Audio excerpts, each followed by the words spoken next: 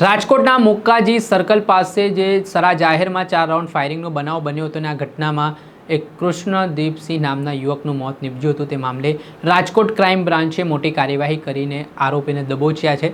શું ખુલાસા થઈ રહ્યા છે, વિગતે વાત કરીએ. નમસ્કાર મિત્રો, હું લઈને આવી છું તમારા માટે એક એવી સુંદર તક જે તમારા ટેલેન્ટને નવી ઓળખ અને એક નવી દિશા આપી શકે છે. તમારા અંદર રહેલી અદ્ભુત કળા, સુંદર અવાજ અને અનોખી પ્રતિભાને હવે દુનિયા સામે રજૂ કરવાનો સમય આવી ગયો છે. જો તમે તમારા સપનાઓને સાકાર કરવા માંગો છો તો હવે ચિંતા કરવાની કોઈ જરૂર નથી. શું તમે સિંગર છો? શું તમે વોઇસ ઓવર આર્ટિસ્ટ છો? શું તમે પોડકાસ્ટ ક્રિએટર છો? શું તમે તમારી કળાને એક પ્રોફેશનલ પ્લેટફોર્મ આપવા માંગો છો? તો હવે આપનું સ્વાગત છે ઓમ રેકોર્ડિંગ સ્ટુડિયોમાં, આપનું પોતાનું વિશ્વાસુ આધુનિક રેકોર્ડિંગ સ્ટુડિયો. દર્શક મિત્રો, સ્કાયનેટ મીડિયામાં આપનું સ્વાગત છે. વાત કરીએ તો થોડા દિવસ પહેલાં નાના મહુવા રોડના મુક્કાજી સર્કલ પાસે કેટલાક યુવકો બુલેટ બેફામપણે ચલાવી રહ્યા હતા, ત્યારે કૃષ્ણદીપસિંહ નામના યુવકે આજે બેફામ બાઇક ચલાવનાર યુવકને ટોક્યા, ઠપકો આપ્યો અને તેના કારણે મામલો ગરમાયો, જેમાં આરોપી પક્ષના યુવકે પોતાના મોટા ભાઈને બોલાવી લીધો અને મોટા ભાઈએ રણજીતવાળા નામના જે તેના પિતા છે તેને બોલાવી લીધા અને આને લઈને કૃષ્ણદીપસિંહ અને રણજીતવાળા વચ્ચે કોઈ બાબતને લઈને બોલાચાલી થઈ. વિવાદ ઉગ્ર બન્યો અને રણજીતવાળાનો પિત્તો છટક્યો અને તેણે 4 રાઉન્ડ ફાયરિંગ કરી દીધા. આ ઘટનામાં કૃષ્ણદીપસિંહને ગોળી વાગતા તેનું મોત નીપજ્યું હતું અને આ ઘટનાથી રાજકોટમાં ઘેરા પ્રત્યાઘાત પડ્યા હતા. જે મામલે રણજીતવાળા સામે હત્યા અંગેનો પોલીસે ગુનો નોંધ્યો અને સાથે આ કેસમાં સંડોવાયેલા આરોપીઓને પકડવા માટે પોલીસે તપાસ તેજ કરીને અંતે રાજકોટ ક્રાઇમ બ્રાન્ચે આરોપીઓને દબોચી લીધા. શું ખુલાસા થઈ રહ્યા છે આરોપીઓને લઈને તે સાંભળો.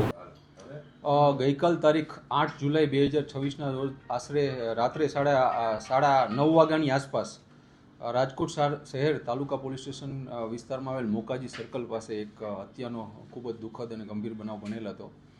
આ ઘટનાની વિગત જોઈએ તો આ ગુનાના આરોપીઓ પોતાના બુલેટમાં પૂરપાટ ઝડપે અને ઘોંઘાટ થાય તેવી રીતે જતા હતા. જે બાબતે તેમને મરણ જનાર કૃષ્ણસિંહ જાડેજા તથા એક સાહેબ રહેન્દ્રસિંહ જાડેજા સાથે એક સામાન્ય જેવી બોલાચાલી થઈ હતી.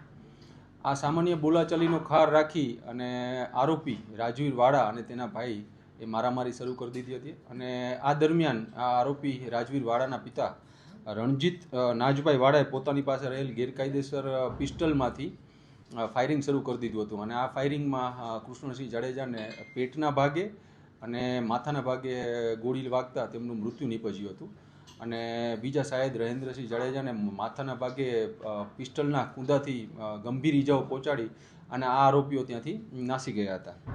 આ બનાવ અંગે રાજકોટ તાલુકા પોલીસ સ્ટેશનમાં ભારતીય ન્યાય સંહિતાની કલમ 103(1), 118(2), 3(5), 352 આર્મ્સ એક્ટ અને જીપી એક્ટ હેઠળ ગુનો દાખલ કરવામાં આવેલો હતો. બનાવની ગંભીરતાને જોતા રાજકોટ શહેર police commissioner Shri Brijeshkumar Jha sir, અધિક પોલીસ કમિશનર શ્રી ચૈતન્ય માંડલિક સર તથા ડીસીપી ક્રાઇમ શ્રી જગદીશ બાંગરવા સરે આ આરોપીઓને તાત્કાલિક પકડવાની સૂચના કરેલ હોય, જેના અનુસંધાને રાજકોટ શહેર ક્રાઇમ બ્રાન્ચ પીઆઈ AS ચાવડા, પીઆઈ જાદવ તથા પીઆઈ ડામોરની ટીમો આ આરોપીઓને પકડવા માટે સતત પ્રયત્નશીલ હતી. આ દરમિયાન ટેકનિકલ સર્વેલન્સ, હ્યુમન ઇન્ટેલિજન્સ તથા CCTV ફૂટેજોની મદદથી રાજકોટ શહેર ક્રાઇમ બ્રાન્ચની ટીમોને આ આરોપીઓને પકડવામાં સફળતા મળેલ છે.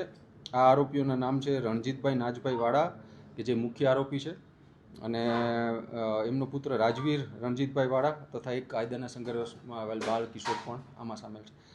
આ તમામ આરોપીઓને રાજકોટ ભાવનગર હાઈવે પર સરદાર નજીકથી પકડી પાડવામાં આવેલ હતા અને આમાં મુખ્ય આરોપી રણજીત વાળા ગુનાહિત માનસિકતા ધરાવે છે. તેના વિરુદ્ધ રાજકોટ શહેર તેમજ બાબરા પોલીસ સ્ટેશનમાં પ્રોહિબિશનના ગુનાઓ દાખલ છે. હત્યાનું આ બસ સામાન્ય બોલાચાલીનું જ એક કારણ હજી સુધીનું અમારી તપાસમાં સામે આવ્યું છે અને અરાઉન્ડ 4 થી 5 રાઉન્ડ ફાયર કરવામાં આવેલા. આ ગેરકાયદેસર જ હથિયાર હતું અને એને લઈને પણ તપાસ હાથ ધરવામાં આવશે. એમને એક બાળક છે. સાહેબ અત્યારે કોની પાસેથી લઈ હતા કાંઈ પ્રાથમિક તપાસમાં છે? એ હાલ આ તપાસ માનનીય પોલીસ કમિશનર શ્રી બ્રિજેશકુમાર જાસર દ્વારા ક્રાઇમ બ્રાન્ચને સોંપવામાં આવેલ છે અને ક્રાઇમ બ્રાન્ચના પીઆઈ એમએન ડામોર આ તપાસ ચલાવી રહેલ છે. તેમાં આ તમામ હથિયાર ક્યાંથી આવ્યું હતું એ તમામ બાબતની તપાસ તજવીજ કરવામાં આવશે.